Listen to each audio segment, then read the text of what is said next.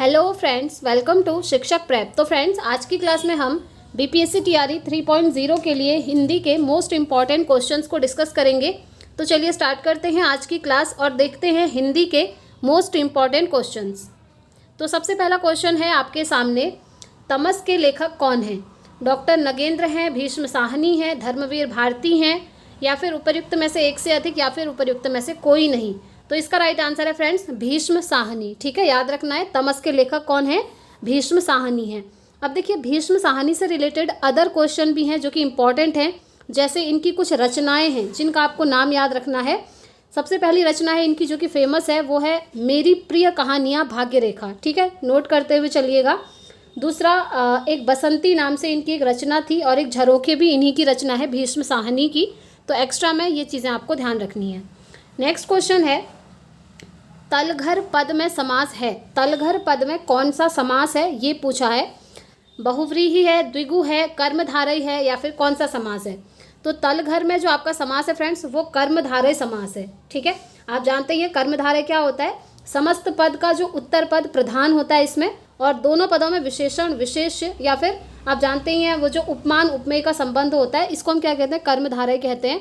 और समास से रिलेटेड मैंने एक वीडियो बनाया हुआ था फ्रेंड्स, जिसमें सारे समास को याद करने का ट्रिक मैंने आप लोगों के साथ शेयर भी किया था। ठीक है, तो जो ये तलघर आप देख रहे हैं ना, तो इसे आप इस तरीके से भी सॉल्व कर सकते हैं, जैसे तल में है जो घर, है ना, इस तरीके से।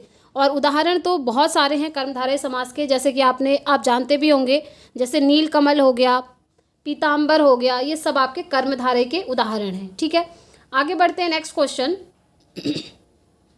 अष्ट धातु में कौन सा समास है? अष्ट धातु, ये नाम से ही क्लियर है, इसमें क्या होगा, द्विगु समास होगा। द्विगु समास क्या होता है, जिस समास में संख्याओं का नाम आता है। जैसे अष्ट धातु में 8 आ गया, तो जो भी अगर आपको कोई भी वर्ड दिया है ना, उसमें आपको लग रहा है कि संख्याएं हैं, जैसे पंचतंत्र कहते हैं 5, तो वहाँ पर भी आपका द्विगु समास हो गया। इसी तरीके से त्रिभुज होता है, त्रिभुज में क्या आ रहा है, 3 आ रहा है, तो ये भी आपका द्विगु समास। तो द्विगु समास वो समास होगा जिसमें जो शब्द दिया है वो अंकों का बोध करा रहा होगा आपको, उससे रिलेटेड अंक आ रहे होंगे। ठीक है, तो वो क्या होता है, आपका द्विगु समास होता है। और द्वंद्व समास तो आप जानते ही हैं, जिसमें योजक चिन्ह लगा होता है, इस तरीके से, जैसे दिन और रात हो गया, माता पिता हो गया, भाई बहन हो गया, सुबह शाम हो गया, इस तरीके से जो होते हैं ये आपके द्वंद्व समास होते हैं। ठीक है, तो इसका राइट आंसर क्या होगा, द्विगु हो गया। नेक्स्ट क्वेश्चन देख लेते हैं, गगनचुंबी शब्द में कौन से निम्न में से कौन सा समास है? गगनचुंबी में द्विगु है, तत्पुरुष है, बहुव्रीहि है, या फिर कौन सा है? तो देखिए, गगनचुंबी में जो आपका समास होगा वो क्या होगा, तत्पुरुष समास होगा, जो कि ऑप्शन बी में है। ठीक है, तत्पुरुष समास।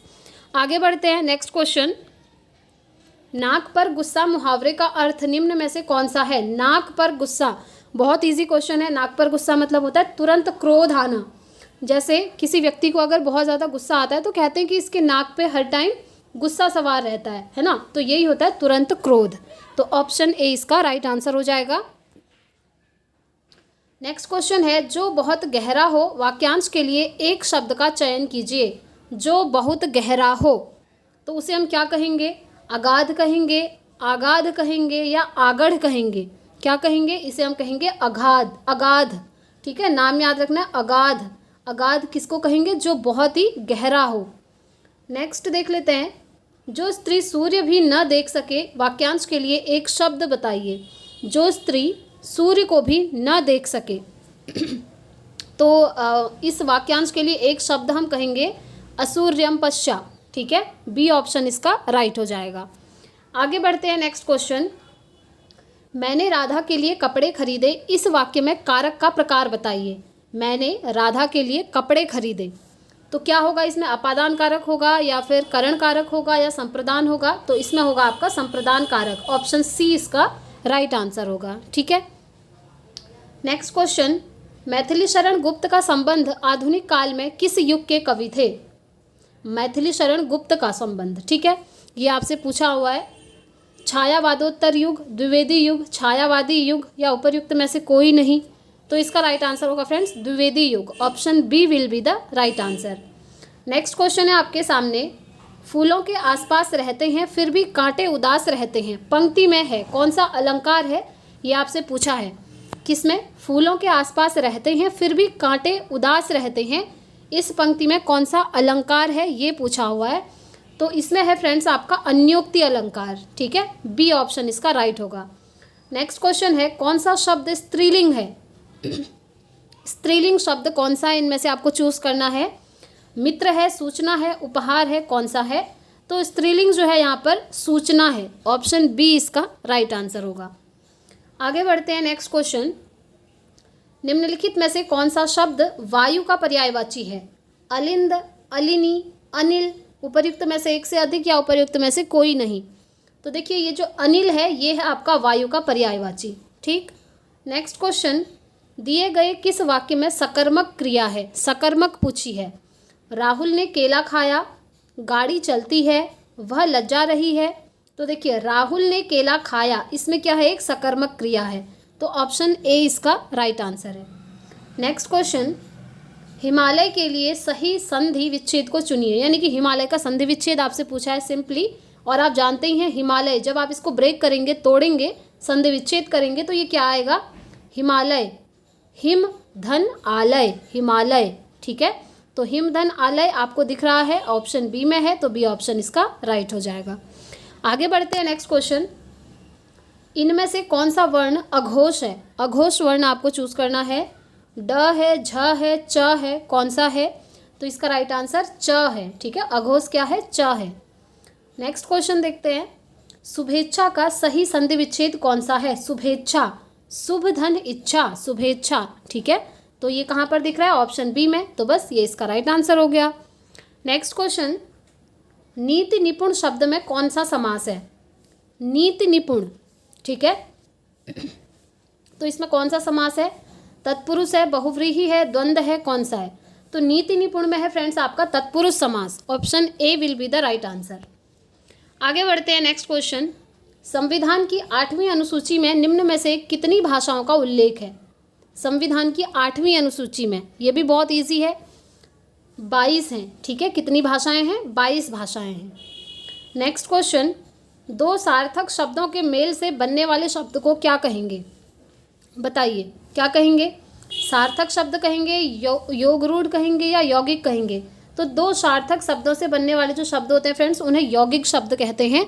तो बी ऑप्शन इसका राइट होगा। नेक्स्ट क्वेश्चन, अंगारों पर लौटना मुहावरे का अर्थ निम्न विकल्पों में से कौन सा है? अंगारों पर लौटना, तो इसका राइट आंसर होगा ईर्ष्या में व्यथित होना। ठीक है, इसका यही अर्थ है, तो ए ऑप्शन राइट हो जाएगा। नेक्स्ट क्वेश्चन, दिए गए वाक्य का वह भाग ज्ञात करें जिसमें कोई त्रुटि है। विज्ञान के युग ने समय की महत्व बहुत बढ़ा दिया है। तो आपको बताना है किसमें त्रुटि है। विज्ञान के युग ने समय की महत्व बहुत बढ़ा दिया है। पढ़ने में ही लग रहा है कि इसमें मिस्टेक तो है, क्योंकि ये शुद्ध वाक्य नहीं लिखा गया है। ठीक है, तो इस देखिए यहाँ पर क्या होना चाहिए? विज्ञान के समय की युग ने, यानी कि इनमें से कहाँ पर त्रुटि हुई है ये पूछा है। तो देखिए विज्ञान के युग ने समय की महत्व बढ़ा दिया है। समय की महत्व नहीं बल्कि समय का महत्व होना चाहिए था, है ना? ये आप लोग भी समझ पा रहे होंगे, बहुत ईजी है। तो यही यहाँ पर क्या है? इसमें त्रुटि है। तो समय की महत्व नहीं बल्कि समय का महत्व लिखना चाहिए था। तो यहाँ पर ऑप्शन बी इसका राइट आंसर हो जाएगा। आगे बढ़ते हैं। नेक्स्ट क्वेश्चन, दिए गए वाक्यांश के लिए एक शब्द दीजिए जिसका कोई आधार ना हो, उसे क्या कहेंगे? बताइए। जिसका कोई आधार ना हो, पहला है मूसलाधार, फिर है मूलाधार, फिर है निराधार। तो इसे हम कहेंगे फ्रेंड्स निराधार। ठीक है, ऑप्शन सी राइट होगा। नेक्स्ट क्वेश्चन है आपके सामने, अलंकार शब्द में कौन सा उपसर्ग है? उपसर्ग पूछा है। आप जानते हैं उपसर्ग क्या होते हैं? जो आगे लगते हैं, और प्रत्यय क्या होते हैं? जो पीछे लगते हैं। ठीक है, तो आपको बताना है ये जो अलंकार शब्द है इसमें आपका जो उपसर्ग है वो क्या है? अलम है, अल है, अ है, कौन सा उपसर्ग है? तो इसमें अल उपसर्ग है। ठीक है, अलंकार में कौन सा उपसर्ग है? अल उपसर्ग है, ध्यान रखना है। नेक्स्ट क्वेश्चन, नेत्रहीन शब्द में कौन सा समास है? नेत्रहीन। ठीक, इसे आप संधि विच्छेद करके भी समझ सकते हैं। तो नेत्रहीन में आपका समास कौन सा होगा? द्वंद्व होगा? नहीं, ये इसमें योजक चिन्ह होता है, मैंने अभी आपको बताया था। तो इसमें होगा फ्रेंड्स आपका तत्पुरुष समास। नेत्रहीन में तत्पुरुष समास है। नेक्स्ट क्वेश्चन, मेरी गोद में बिल्ली है, इस वाक्य में कौन सा कारक है? कारक आपसे पूछा है। तो फ्रेंड्स इसमें है आपका अधिकरण कारक, ठीक है। ऑप्शन सी इसका राइट आंसर होगा। आपको याद ही होगा जो कारक और विभक्तियां होती हैं, कर्ता ने कर्म को करण से, संप्रदान के लिए, अपादान से, संबंध, काके की रारेरी, है ना, ये सब आपको आता ही होगा। तो उसी से रिलेटेड ये पूछा हुआ है। नेक्स्ट क्वेश्चन, स्थावर का विलोम शब्द कौन सा है? स्थावर जंतर है, जंगम है, ठिकाना है, कौन सा है? तो स्थावर का जो विलोम है वो है आपका जंगम। बी ऑप्शन इसका राइट होगा। आगे बढ़ते हैं। नेक्स्ट क्वेश्चन, नेकी का फल बदी, नेकी का फल बदी, इस लोकोक्ति का अर्थ क्या है? लोकोक्ति का अर्थ आपको बताना है। जो व्यक्ति सामने आए उसकी प्रशंसा करना नहीं। भलाई का बदला बुराई, हाँ ये बिल्कुल सही है। भलाई का बदला बुराई, इसका मतलब नेकी का फल बदी, ठीक है। ये लोकोक्ति हो गई और इसका अर्थ हो गया भलाई का बदला बुराई। तो ऑप्शन बी इसका राइट आंसर हो जाएगा। नेक्स्ट क्वेश्चन, शुक्ल का विलोम शब्द कौन सा होगा? निःशुल्क होगा, कृष्ण होगा, सशुल्क होगा? शुक्ल का विलोम पूछा है आपसे, तो शुक्ल का विलोम यहाँ पर क्या हो जाएगा आपका? कृष्ण हो जाएगा, ठीक है। इंपॉर्टेंट है, याद रखेंगे, शुक्ल का विलोम होता है कृष्ण। नेक्स्ट क्वेश्चन, महाप्राण व्यंजन कौन सा नहीं है? ठीक है, कौन सा नहीं है पूछा है, क, ख, घ। तो इसमें से महाप्राण व्यंजन कौन सा नहीं है? वो है आपका क। क जो है हमारा महाप्राण व्यंजन नहीं है। नेक्स्ट क्वेश्चन, भरपेट शब्द में निम्न में से कौन सा समास है? समास पूछा है भरपेट में, तो इसमें होता है फ्रेंड्स आपका अव्ययी भाव समास, ठीक है। ऑप्शन सी इसका राइट हो जाएगा। नेक्स्ट क्वेश्चन, पृथ्वी शब्द का पर्यायवाची, बहुत इजी है, वसुधा, उर्वी, भू, उपर्युक्त में से एक से अधिक या उपर्युक्त में से कोई नहीं। तो बताइए पृथ्वी शब्द का पर्यायवाची क्या है? तो इसका राइट आंसर होगा फ्रेंड्स डी, ठीक है, क्योंकि उपर्युक्त में से एक से अधिक इसके राइट आंसर है। पृथ्वी के पर्यायवाची आप जानते ही होंगे, बहुत सारे होते हैं, जैसे मही है, इला है, मेदिनी होता है, जमीन, धरती, ये सब क्या हैं आपके? पृथ्वी के ही पर्यायवाची हैं, ठीक है, आकाश, गगन। चलिए आगे बढ़ते हैं। नेक्स्ट क्वेश्चन आपके सामने, पर्वत की तलहटी के लिए एक शब्द का चयन करें। पर्वत की तलहटी, घाटी, उपत्यका, बेसिन या उपर्युक्त में से कोई नहीं या एक से अधिक? तो इसका राइट आंसर उपत्यका, ठीक है। पर्वत की तलहटी के लिए एक शब्द आपका यही प्रयोग होगा। नेक्स्ट क्वेश्चन है, जिसके हाथ में चक्र हो उसके लिए एक शब्द का चयन करें। चाकरी, चक्री, चक्रपाणी, उपर्युक्त में से एक से अधिक या कोई नहीं? ये आपने कई बार सुना भी होगा फ्रेंड्स। जिसके हाथ में चक्र हो उसे हम कहते हैं चक्रपाणी, ठीक है। बी ऑप्शन इसका राइट होगा। चक्रपाणी किसे कहते हैं आप जानते भी होंगे, भगवान विष्णु को कहा जाता है, ठीक। नेक्स्ट क्वेश्चन, विद्यार्थी के लिए सही संधि विच्छेद को चुनिए, यानी कि विद्यार्थी का संधि विच्छेद आपको बताना है। बहुत इजी है, विद्याधन अर्थी बराबर विद्यार्थी, ये आपने बचपन से पढ़ते हुए आ रहे हैं, तो सी ऑप्शन इसका राइट हो जाएगा। नेक्स्ट है, बुढ़ापा एक प्रकार का अभिशाप है, रेखांकित शब्द की संज्ञा है। संज्ञा आपको बतानी है इसकी।